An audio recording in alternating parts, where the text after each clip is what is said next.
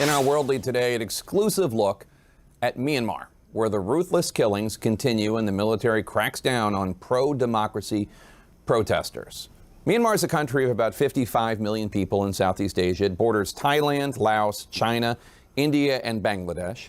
The country gained independence in 1948, but it's lived under military rule for much of that time. Only for the last decade did Myanmar enjoy any civilian rule, any taste of democracy, but that all ended 2 months ago when the military, one of the largest militaries in all of Asia, reasserted itself and took over in a violent coup. And CNN's Clarissa Ward and her team were the first outside journalists allowed into the country since the coup, and they filed this report. Clarissa, tell us, what are we going to see? That's right, Jake. Well, according to one monitoring group that's closely following developments in Myanmar, 614 people have been killed in the last 2 months, including dozens of children. Nearly 3,000 people have been detained. One UN official has warned of a bloodbath or even a civil war if something isn't done to contain the situation in Myanmar. We traveled there to confront the military about its ruthless purge, and on the ground, we witnessed some extraordinary acts of courage. By day, the junta continues its brutal crackdown, killing pro-democracy protesters who refuse to submit to military rule.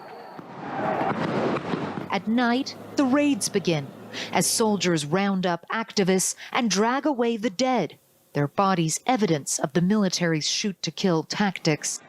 2 months after overthrowing Myanmar's democratically elected government in a coup, the junta has been unapologetic in its ruthlessness and silent in the face of international outrage. Fearless local journalists and activists have risked everything to show the world what is happening, while outside access to the country has been blocked.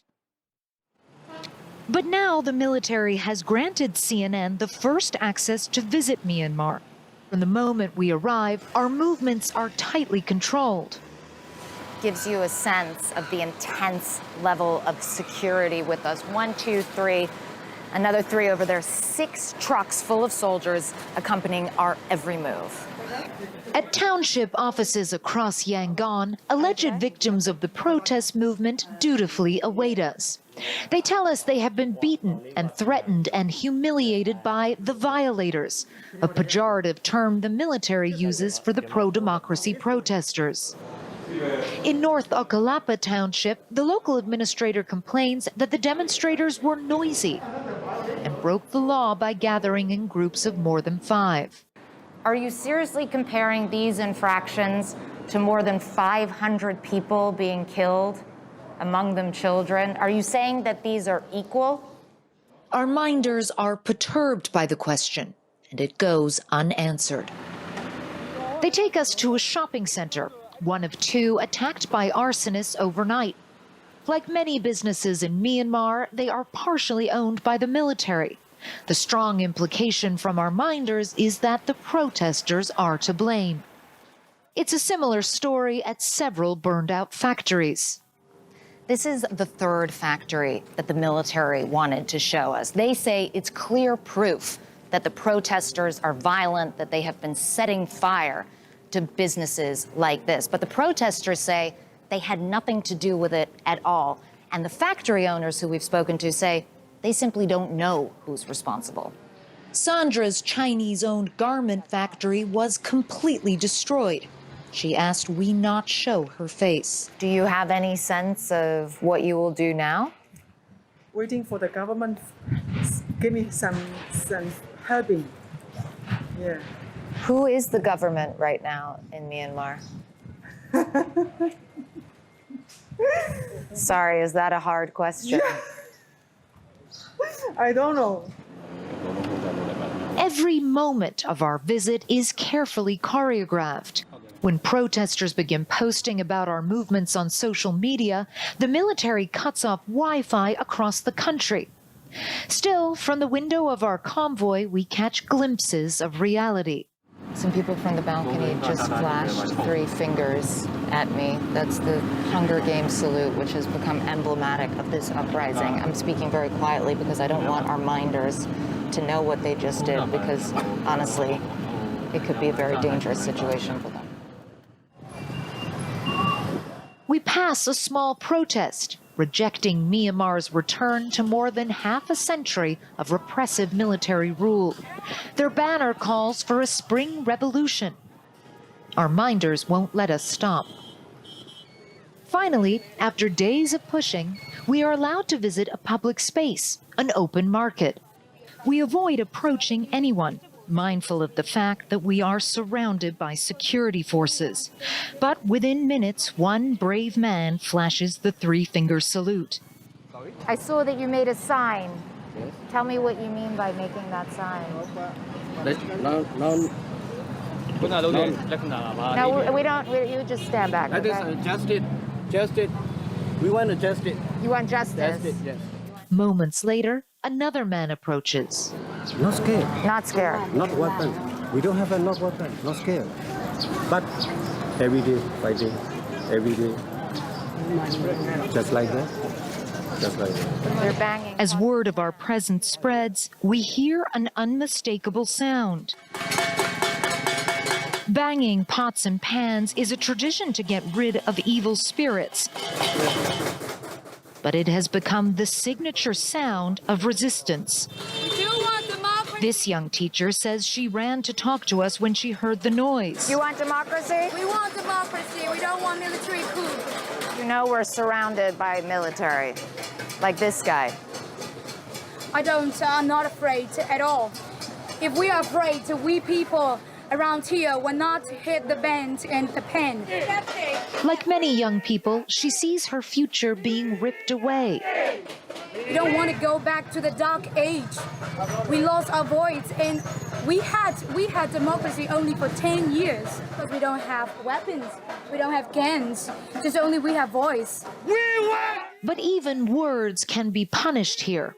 Democracy! Not wanting the situation to escalate, we decide to leave the market as people honk their horns in support of the protest movement. The junta has grossly underestimated the determination of its people and the growing hatred for the military. In the capital, Naypyidaw, we finally have the opportunity to confront Myanmar's senior military leadership. I will tell you the reason why we have to crack down. The protests were peaceful from February 1st to the 8th. The reason for the crackdown was because they blocked civil servants. The security forces are giving warnings. Firstly, shouting to break the crowds and then shooting in the air. And the crowds are throwing stones and using slingshots. Are you seriously comparing stones and slingshots to assault rifles? The military is using weapons against its own people that really only belong on the battlefield. The main thing is, they are not only using stones and slingshots. We have evidence they use gasoline and Molotov cocktails. You have to add those too. For the security forces, they use crackdown weapons for riots. There will be deaths when they are cracking down the riots, but we are not shooting without discipline, with the rifles we use for the front lines. So this is CCTV footage of 17-year-old Kwon Min La going past a police convoy. You can see the police shoot him on the spot. His autopsy later said that he suffered brain injury as a result of a cycling accident, which I think we can all see that's not a cycling accident. How do you explain this? If that kind of thing has occurred, we will have investigations for it. We will investigate it if it's true or not. There may be some videos which look suspicious, but for our forces, we don't have any intention to shoot at innocent people. So 14-year-old Tun Tun Ong, who was killed by your forces, what do you say to his mother? You say that he was a violent protester? Or what would you say to the father of 13-year-old Tun Mat Win, also shot dead by your forces? We have heard about the deaths of the children too. There is no reason we will shoot children. This is only the terrorists that are trying to make us look bad. But the lies are paper thin. According to the UN, as of March 31st, at least 44 children had been killed. Back in Yangon, our minders take us to another market in a military area, keen to show they have popular support. But the ploy backfires. We want democracy. I understand.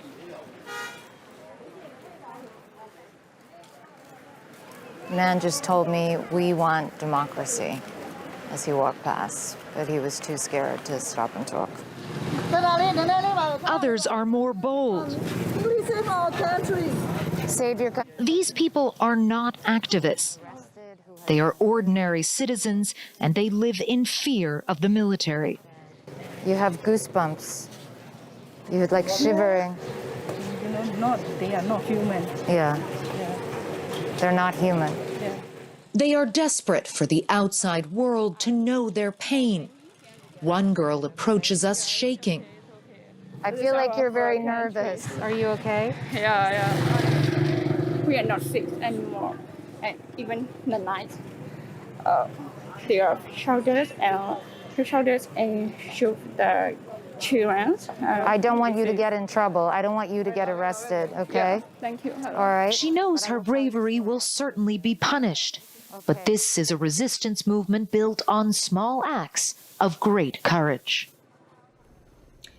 And Jake, I have to tell you that that woman was arrested just after she ran away from us, along with 7 other people who were arrested. Their only crime was talking to CNN, expressing their fears, expressing their hopes for a better future. Thankfully, they were all released after a couple of days, all 8 of them. But really, this is just an illustration, Jake, of how threatened the military is by this popular movement. The military does not have the support of its people, and also an illustration of how extraordinarily brave these men and women are, risking their own security to make the voices of the people heard, Jake. Their courage is just unbelievable. And Clarissa, Myanmar's special envoy to the United Nations has called for tougher sanctions. What impact would that have?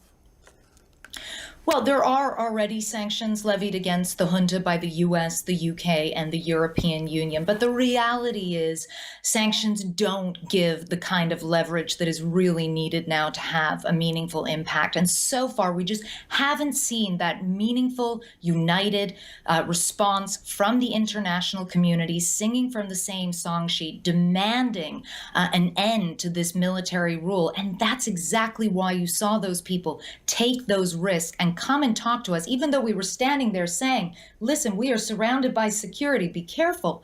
That's the desperation of a people who don't have any other options and who are desperate to have the world pay attention to what is happening in Myanmar, Jake. Well, we thank you for helping to bring attention to their plight, and we wish that our world leaders were as brave as these common folks, risking everything just to hold up their 3 fingers and say, we want democracy. Maybe our world leaders can get some courage from these people. Clarissa Ward, another incredible report. Thank you so much. Thank you.